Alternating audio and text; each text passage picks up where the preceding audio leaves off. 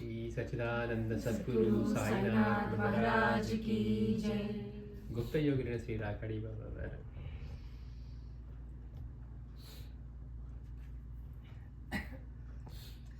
మునిస్వామిగా పిలువబడే రాకాడి బాబా వారు అంటే మునిస్వామి అంటే బాబావారి ముందు తల్లిదండ్రులు పెట్టిన నామం.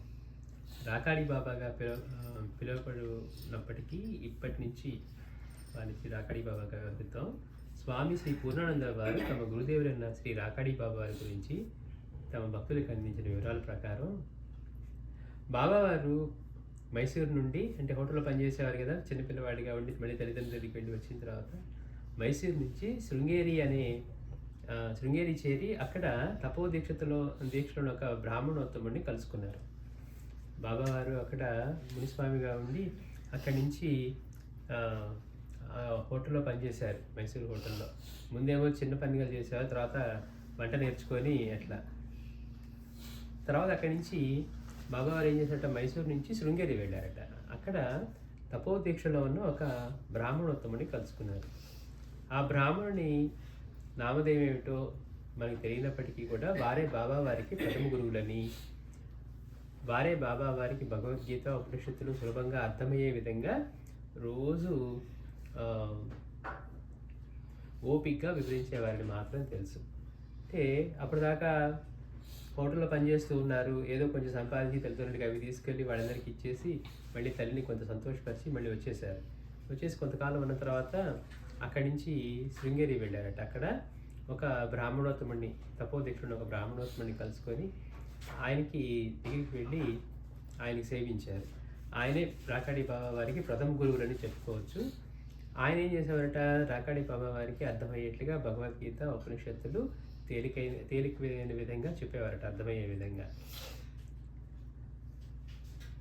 అక్కడున్న 6 నెలలు కూడా బాబావారు ఒక హోటల్లో పనిచేస్తూ, అక్కడ కూడా మళ్ళీ శృంగేరిలో ఒక హోటల్లో పనిచేస్తూ తను కష్టించి సంపాదించిన పైకంతో గురువుగారి పోషణ బాధ్యత అంతా చూసుకుంటూ వేళకు సరిగ్గా వేడివేడి ఆహార పదార్థాలను తెచ్చి గురువుగారికి భక్తి శ్రద్ధలతో సమర్పించేవారు. బాబావారు చూపే ఈ భక్తి శ్రద్ధలు గురువుగారిని బాగా ఆకట్టుకున్నాయి చూడండి. అందువలనే శ్రీమంతులైన కొందరు భక్తులు తనకు షడ్రసోపేతమైన ఆహారాన్ని సమర్పించేందుకు సిద్ధపడిన వారు మాత్రం వారిని వారించి ఆ గురువుగారు బాబావారి స్వీయ సంపాదనతో తనకై తెచ్చే ఆహారానికే అధిక ప్రాధాన్యత ఇచ్చి అనుదినము వారి రాకకై వేచి చూసేవారట. అంటే గురువు యొక్క మనసును అట్లా గెలుచుకోగలగాలి అంటే దేనితోటి, సేవతోటి, నిబద్ధతతోటి. ఆయనకు వచ్చే అక్కడికి వెళ్ళి హోటల్లో పనిచేసి అవి వచ్చే వాటితో మళ్ళీ గురువు గారికి అవన్నీ తీసుకొని ఆయన పోషణ అంతా వీరు చూసుకునేవారట.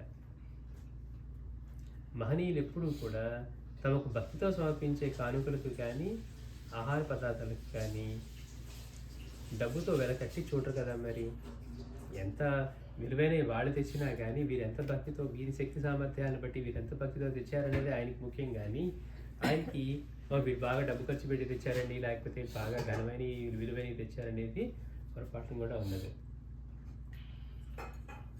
ఇలా కొంతకాలం గడిచాక దేశాటన ప్రేరణ బాబా వారు తమ గురుదేవుల అనుమతితో శృంగేరి నుండి గోవాకు బయలుదేరారు. అక్కడ సుమారు 6 నెలల కాలం గడిపారు.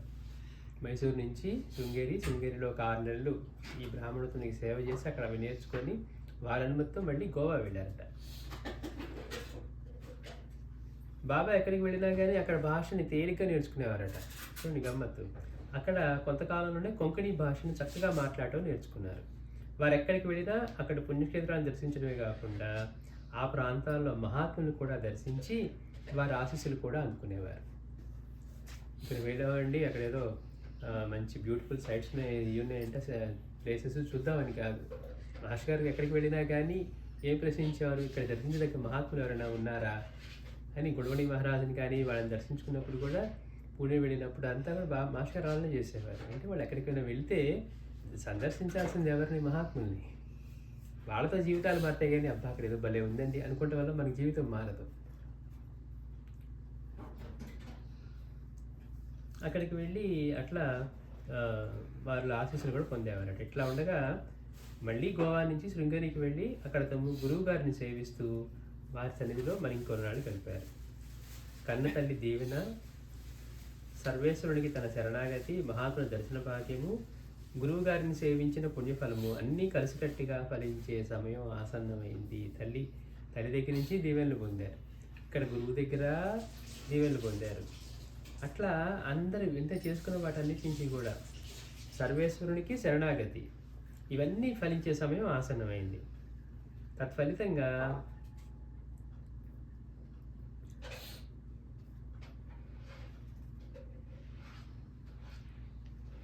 నిద్రాణంగా ఉన్నటువంటి ఆధ్యాత్మిక తృష్ణ మెల్లమెల్లగా మొలకెత్తి పల్లవించ ప్రారంభించింది. అప్పుడు దాకా చేస్తున్నారు. ఇక్కడి నుంచి ఏంటి, ఆయనలో లోపల ఇది పెరిగింది అనమాట, ఆధ్యాత్మిక తృష్ణ పెరిగింది. అందుకని ఏం చేశామంటే ఫలితంగా నిర్జనమైన ప్రదేశాలు, ఎవరు జనాలు లేకుండా ఉన్న ప్రదేశాల్లో కూర్చొని ధ్యాన నిమగ్నులై ఉండాలని కోరిక తీవ్రం కాగా, అందుకే గురుదేవుల అనుమతి కోరి ఆశీస్సులు పొందారు. మళ్ళీ అక్కడి నుంచి ఒక దట్టమైన అడవిలో ప్రవేశించి అనువైన ప్రదేశంలో ధ్యాన నిమగ్నులు అయ్యారు. అంటే సమయం వచ్చింది, ఇక ఈయనకి లోపల నుంచి అది ఆధ్యాత్మిక దృష్టి పెరిగింది, ఏదన్నా దానికోసం తపన పడుతూ. అందుకని మళ్ళీ గురువు గారి యొక్క అనుమతి తీసుకొని వెళ్ళి ఒక నిర్జన ప్రదేశంలో, జనాలు లేని ప్రదేశంలో కూర్చొని ధ్యాన నిమగ్నులు అయ్యారట.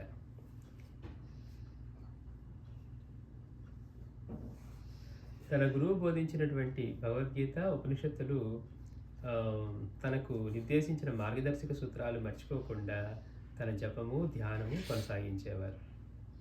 అహం బ్రహ్మాస్మి. గురువు సర్వస్వరూపి, సర్వవ్యాపి. గురువు సర్వస్వరూపి, సర్వవ్యాపి.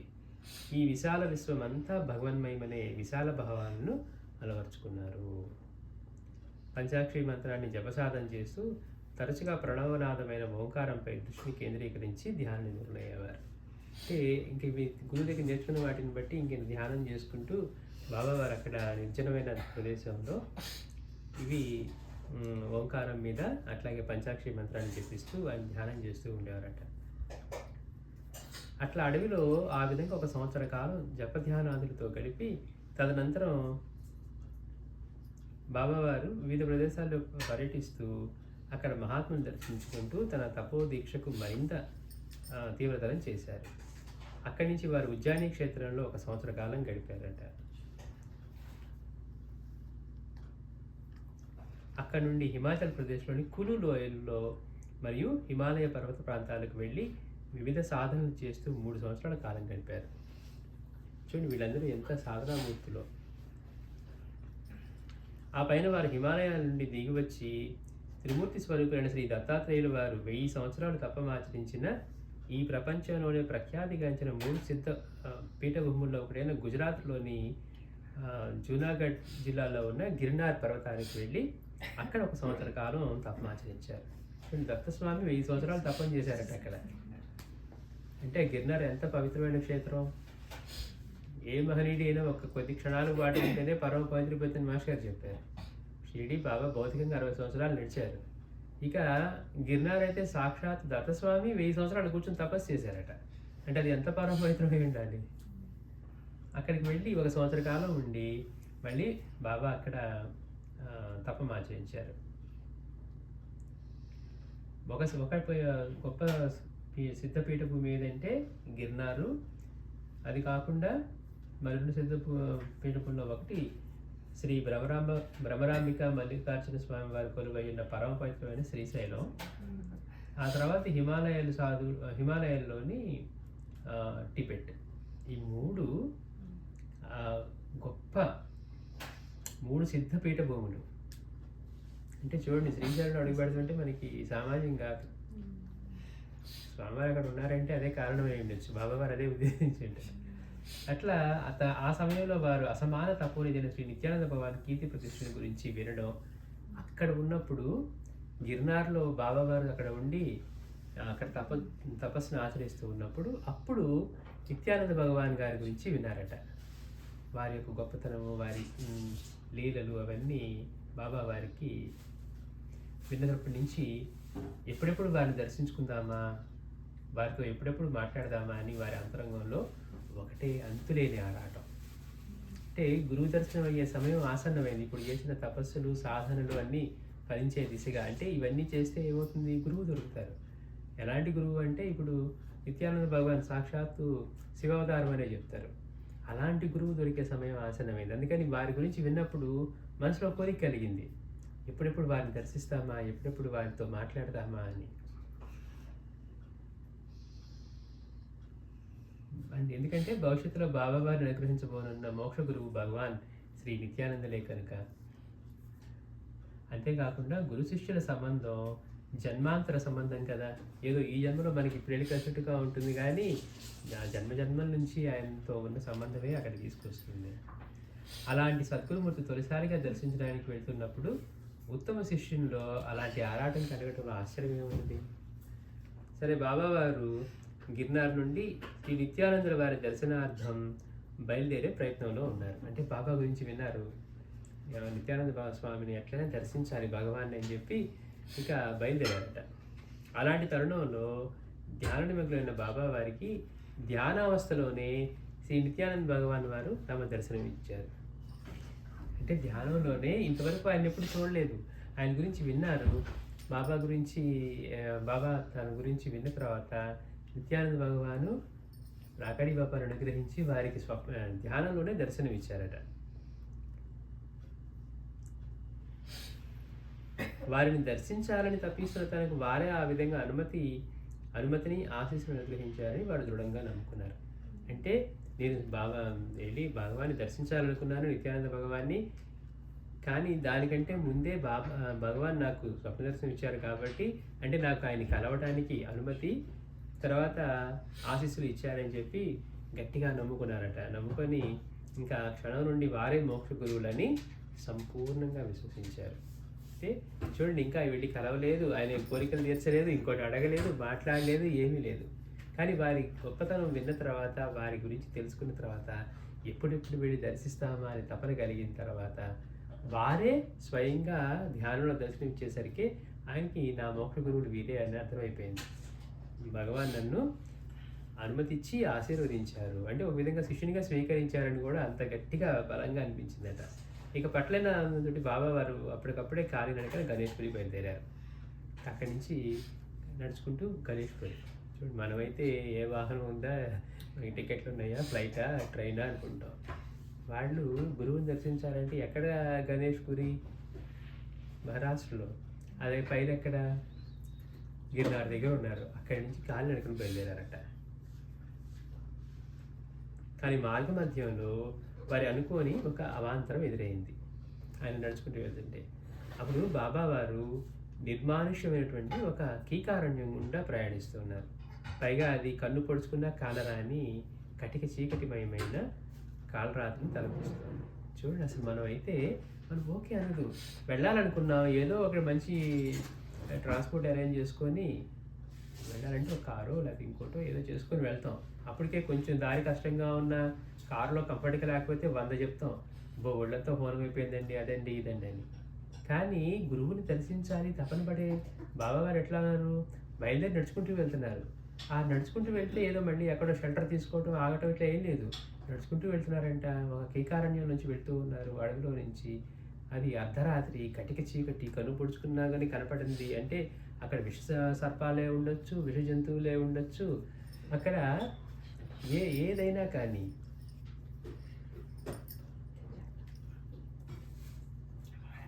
ఇక బాబావారి పరిస్థితి చూద్దామంటే గత కొన్ని రోజులుగా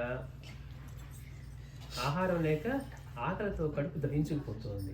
మరి అడవిలో నడుచుకుంటూ వెళ్తుంటే ఆయనకి ఎక్కడ దొరుకుతాయి?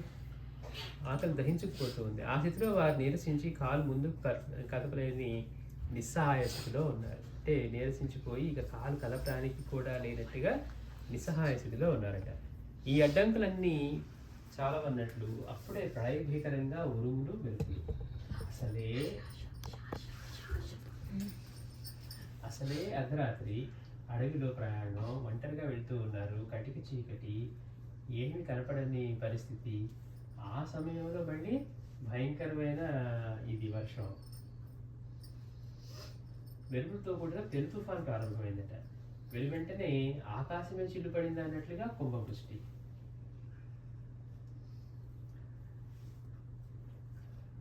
అందుకే సుఖాలనేవి మానవునికి విడిగా అప్పుడప్పుడు అనుభవానికి వస్తే కష్టాలనేవి మాత్రం కలిసికట్టుగా ఒకేసారి వచ్చి ఉక్కిరి బిక్కిరి చేస్తాయని పెద్దలు అంటారు. సుఖాలు ఏదో ఒక్కొక్కటి కలిసి ఒక్కొక్కటి తర్వాత ఒకటి వస్తాయంట. కష్టాలు మాత్రం అన్ని కలిసికట్టుగా వచ్చినట్టు అర్ధరాత్రి ప్రయాణం, అడవిలోంచి వెళ్తూ ఉన్నారు. కనుపడుచుకున్న కనపడని చీకటి, ఆకలితో ఆయన నీరసించిపోయి కాలు కదపలేని పరిస్థితిలో ఉన్నారు రాకాడి బాబా వారు. ఆ సమయంలో ఒక్కసారిగా పెను తుఫాను ప్రారంభమై ఆకాశానికి చిలుబడినంత ధారాళంగా అంత పెద్ద వర్షం పడుతూ ఉందట. అంటే చూడండి ఎలా సాగించాలి ప్రయాణం. అప్పుడు బాబావారు వెంటనే, తండ్రి నిత్యానంద, నేను ధ్యాన స్థితిలో ఉండగా మీరే నాకు మీ దివ్య దర్శన భాగ్యం కలుగజేసిన క్షణం నుండి మీరే నా గురుదేవులని త్రికరణ శుద్ధిగా నమ్ముతూ ఉన్నాను. గణేష్పురికి వచ్చి మీ దర్శనం చేసుకుని మీ సేవలో తరించాలని బయలుదేరి నాకు దారిలో ఈ అవాంతరం ఎదురై నిస్సహాయ స్థితిలో ఉన్నాను. తమరు అవాచ కరుణామూర్తులే గాక ఘటనాఘటన సమృద్ధులని విన్నాను. నన్ను ఈ ఆపద నుండి గట్టెక్కించి మీ దర్శన భాగ్యం కలిగించు తండ్రి. ఇక పాల ముంచినా నీట ముంచినా నీదే భారం అని ముకులిత హస్తులై ప్రార్థిస్తూ అక్కడే ఒక చెట్టు క్రింద కనులు మూసుకొని కూర్చున్నారు. కలలేని స్థితిలో ఉన్నారు. భయంకరమైన తుఫాను, అదేంటి అడవిలో అర్ధరాత్రి. ఇక బాబావారు వెంటనే కింద కూర్చొని నిత్యానంద భగవాన్ని ప్రార్థిస్తూ ఉన్నారట. మీరు తండ్రి నిత్యానంద, నేను ధ్యాన స్థితిలో ఉండేక దర్శనమిచ్చి మీ దర్శన భాగ్యం కలగ చేసిన క్షణం నుంచి మీరు ఎప్పుడైతే దర్శించారో అప్పుడే మీరు నా గురుదేవులని నమ్మాను, మోక్ష గురువులని. గణేష్పురి వచ్చి మీ దర్శనం చేసుకోవాలని బయలుదేరిన ఈ ప్రయత్నంలో నాకు ఈ అవాంతరం ఎదురయ్యి నిస్సహాయ స్థితిలో ఉన్నాను. మీరు అవాజ కరుణామూర్తులు, అంతేకాకుండా ఘటన సమృద్ధి ఏమైనా చేయగలిగిన వారు. మీరు నన్ను ఈ ఆపద నుంచి గట్టెక్కించి మీ దర్శన భాగ్యం ప్రసాదించండి అని కోరుకుంటూ, పాల ముంచినా నీట ముంచినా నీదే భారం అని భగవాన్ అక్కడ అడవిలో కూర్చొని ఒక చెట్టు కింద కూర్చొని ముకులిత హస్తులే 2 చేతులు జోడించి నిత్యానంద భగవాన్ వారిని ప్రార్థిస్తున్నారు. అంతలో అత్యంత ఆశ్చర్యంగా అతి సమీపం నుంచే తనను ఎవరో ఒక స్త్రీమూర్తి పిలుస్తున్నట్లుగా బాబా వారికి స్పష్టంగా వినపడింది. వినటానికి విడ్డూరంగా ఉంటుంది. బాబా లేనుడు కానీ ఏమైనా అర్ధరాత్రి అడవిలో అక్కడ ఈయన ఇక కదలేసి 2 నిమిషాలు కూర్చొని ప్రార్థన చేసిన తర్వాత మరుక్షణమే ఎవరో ఒక స్త్రీమూర్తి తనని పిలుస్తున్నట్లుగా వినపడిందంట. ఇంకెక్కడ ప్లేస్ లేదు చూడండి. ఆ కటికి చీకటిలో కుండపోతగా వర్షం కురిసిన సమయంలో అందులో నిర్మానుష్యమైనటువంటి ఈ కీకారణ్యంలో తనను పిలుస్తున్న శ్రీమూర్తి ఎవరా అని పరికించి చూశారు. అక్కడ కొంత దూరంలో ఒక కుటీరం మసక ఛాయ మాత్రంగా కనిపించింది. అంత నిర్జన నడుల కుటీరాలు ఎవరేసుకుంటారు. ఆ కుటీరం ముందు నిలబడి ఉన్న స్త్రీయే తనని పిలుస్తుందని బాబా వారికి అర్థమైపోయింది. అంతలో మరొకసారి ఆమె, కుండపోతగా కురుస్తున్న ఈ వర్షంలో ఎందుకలా తడుస్తావు బాబు, లోపలికి వచ్చి తల దాచుకో అని అనటమే ఆలస్యం. తక్షణమే వారు ఇంకేం ఆలోచించకుండా ఆ కుటీరంలోకి వెళ్ళారు. మిణుకుమనే దీపపు కాంతిలో తనను పిలిచిన ఆ వృద్ధమాత స్పష్టంగా కల్పించగానే వారు ఆమె ముఖవర్చుకులై భక్తితో నమస్కరించారు. లోపలికి వెళ్ళి కుటీరంలో మిణుకున్న దీపంలో ఆ పిలిచిన శ్రీమూర్తి యొక్క ముఖం చూడగానే తేజస్తో వెలిగిపోతూ ఉంది. చూడగానే వెంటనే ఇంకా వెళ్ళి ఆయన ఆ వృద్ధురాలికి భక్తితో నమస్కరించాడు. అప్పుడు వృద్ధమాత, బాబు, నాతో పాటు ఉన్న నా కుమారుడు ఈ మధ్యాహ్నమే పని మీద పొరుగురికి వెళ్ళాడు. ఇంత పొద్దుపోయాక ఈ పెను తుఫాన్లో వాడికి రాడు. ఏ స్నేహితుడి ఇంట్లోనో ఈ రాత్రికి తలదాచుకుంటాడు. ఎలాగూ నా కొడుకుపై వండిన అన్నం అలాగే ఉంది. నీవు భోజనం చేసి ఈ రాత్రి ఇక్కడే విశ్రమించి ఉదయం వర్షం తగ్గగానే నీ దారి నువ్వు వెళ్ళవచ్చు అని ఒక పల్లెలో బాబా వారికి అన్నం వడ్డించింది. చూడండి, సద్గురు నిజంగా ఘటనాఘటన సమర్థుడు అంటే ఎక్కడ అడవి అర్ధరాత్రి తుఫానులో భోజనం లభించడం ఏంటి, ఆశ్రయం లభించడం ఏంటి, అలా ప్రేమగా మాట్లాడే తల్లిలాంటి ఆవిడ కనపడటం ఏంటి అనేసరికి పైగా కొడుకట ఇక్కడి నుంచి ఎక్కడికో వెళ్ళాడట, పక్క ఊరికి వెళ్ళాడు. ఇంకా ఈ అడవిలో ఈ తుఫాన్లో రాడు, వాడు ఎక్కడో వాడి చేతుల దగ్గర తలదాచుకుంటాడు. వాడికి వండిన అన్నం ఇవన్నీ రెడీగా ఉన్నాయి కనుక నువ్వు భోజనం చేయని చెప్పి ప్లేట్లో పెట్టి అమ్మవారు ఇచ్చారట. సరే కడుపారా భుజించిన బాబా వారు ఆమె వద్దని వారిస్తున్నా వినకుండా ఆ పళ్ళాన్ని తానే శుభ్రపరిచి ఆ కుటీరంలోనే ఒక మూలన పురుగు తీశారు. ఇంకా అలసిపోయినారు కదా, కాలు కాలిపోయిన స్థితిలో ఉన్నారు. మరి ఇంకా అలాంటి సమయంలో భోజనం దొరకటం, ఇక బాబావారు అక్కడ కురుకు తీశారట. బహుశా వారు బాగా అలసిపోయి ఉన్నందున కావచ్చు, లేదా దైవకథనైనా కావచ్చు. అన్నంతని వెంటనే బాబావారు మైమరిచి గాఢ నిద్రలో మునిగిపోయారు. మర్నాడు తెల్లగా తెల్లవారి బాగా పొద్దెక్కిన కానీ వారికి మెలకు రాలేదు. అప్పటికే వర్షం పూర్తిగా తగ్గిపోయింది. అంతటి తుఫాను పొద్దున తగ్గిపోయింది. లేచి కూర్చున్నారే కానీ నిద్రమత్తు నుండి ఇంకా బయటపడలేదు.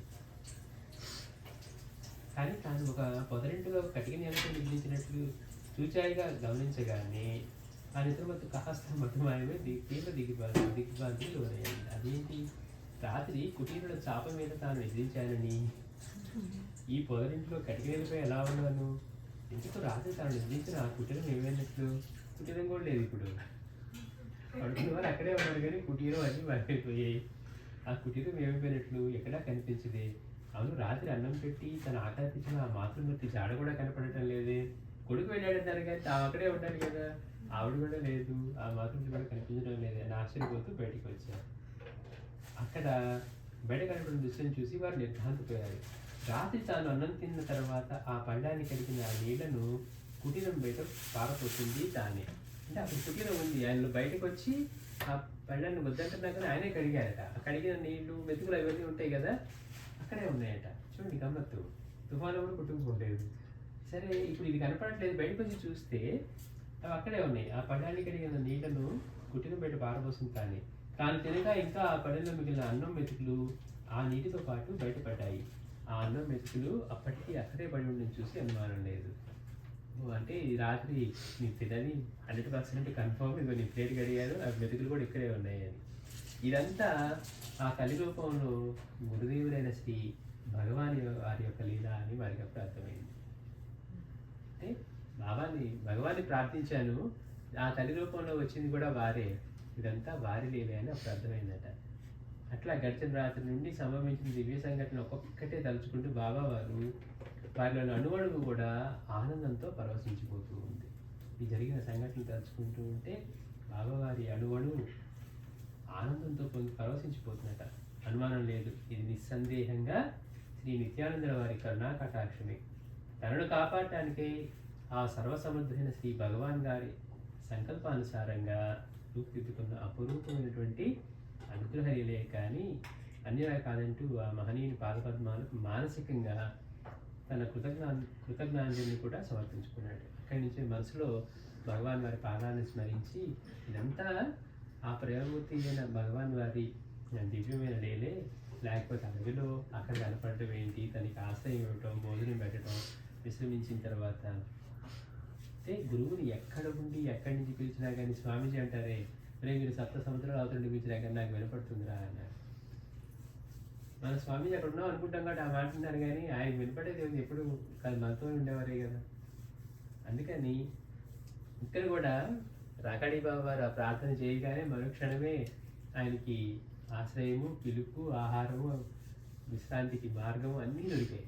పొద్దున్న లేచేసరికి కుటీరము లేదు, ఏమి అన్నం పెట్టిన పుణ్యమూర్తి కనపడలేదు. అప్పుడు అర్థం చేశారు ఇదంతా కూడా భగవాన్ వారి దివ్యమైన లీలే అని.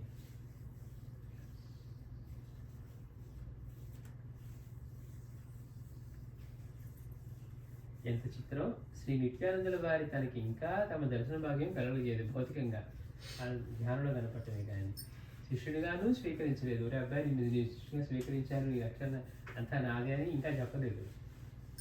అయినప్పటికీ గురుదేవా కాపాడమని ప్రార్థించగానే వారు నాపై ఎంతటి కరుణామృతాన్ని కురిపించారు. ఇప్పుడు కూడా మనం ఇప్పుడున్న సమయంలో బాబా అంతకుముందు మనకి చేసిన మేలు కూడా మర్చిపోతూ ఉంటాం.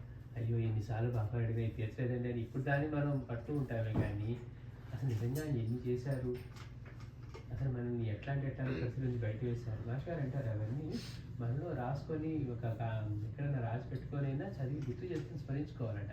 చూడండి, ఇప్పుడు మనకి ఇష్టమైన పిల్లల విషయాలు స్మరించుకొని ఎంత సంతోషపడతాం. నా చిన్న సార్లు తీసేవాడండి, అలా బుద్ధిగుండేవాడని ఏవేవో ఊరికే ఉపయోగమైన వాటిని కూడా ఎన్నిసార్లు స్మరించుకుంటే ఆనందపడతాం. గురువు మనకి ఎలాంటి కష్ట పరిస్థితుల్లోంచి మనల్ని దాటవేశారు, ఆయన దగ్గరికి తీసి ఎంత ప్రేమనిచ్చారు, మనకి ధర్మ మార్గాన్ని చూపించి మనం చెడు మార్గం పోకుండా మనల్ని ఎలా నడుపుతూ ఉన్నారు. అంటే ఇప్పటికి ఇవన్నీ స్మరించుకుంటూ ఉంటే నిజంగా ఆయన ఏం చేశాను, ఏం చేయకపోయినా ఆయన ఇవన్నీ చేస్తూ ఉన్నారు అని స్మరించుకోవటం. దానివల్ల ఏమవుతుందంటే ఆయన చూపిన ప్రేమను గుర్తు తెచ్చుకున్నప్పుడు ఆ కృతజ్ఞత ఈ భావం అన్నీ కలుగుతాయి. ఓ ఇప్పుడు ఆయన చేయలేదంటే అది నా మంచి కోసం చేయలేదు, నాకు శ్రేయస్కరమైనది ఏది గురువు చెయ్యరు. అది వచ్చింది అనుకోండి, మనకి జరగలేదని బాధ ఉండదు, నాకు శ్రేయస్కరం కానిది ఏది చెయ్యరు.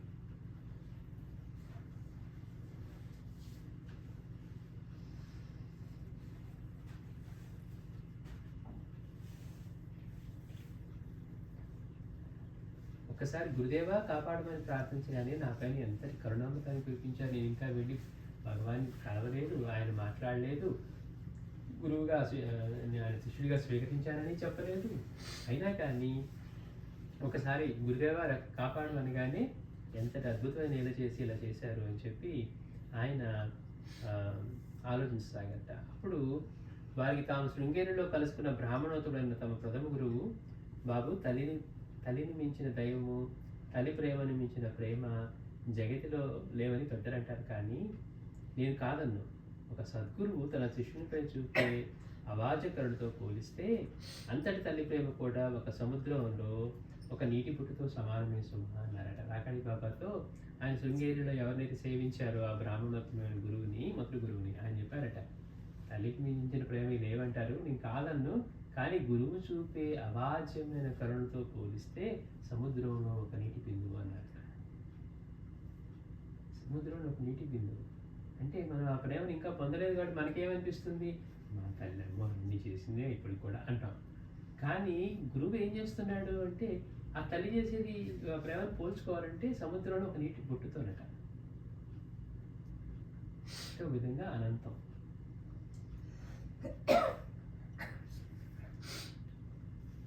ఆనాడు తన గురువు చెప్పిన మాటలు అక్షర సత్యాలే అనడానికి ఈనాటి తన స్వానుభవమే ప్రత్యక్ష ప్రమాణం అని రాకాడి బాబా వారు తన గురువు చూపినటువంటి, భగవాన్ చూపినటువంటి అవాజ్యమైన కరుణని, ప్రేమని తలుచుకుంటూ ఆయన శరీరంలోని ప్రతి అణువు ఆనందంతో పులకించిపోతూ ఉంటే పరవశించిపోతూ ఉంది.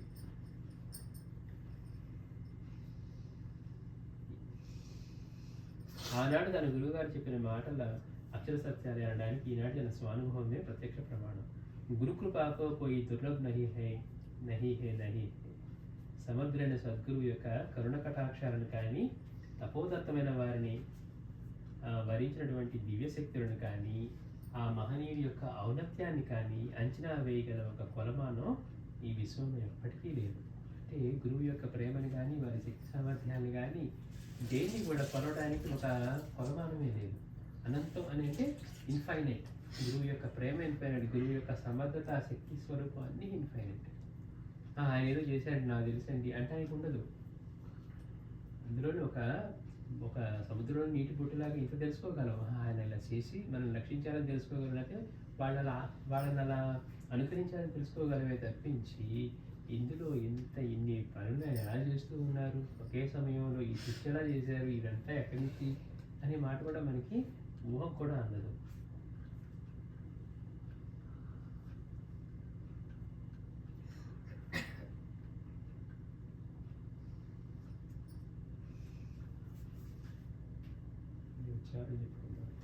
శ్రీ సచ్చిదానంద సద్గురు సాయినాథ్ మహారాజ్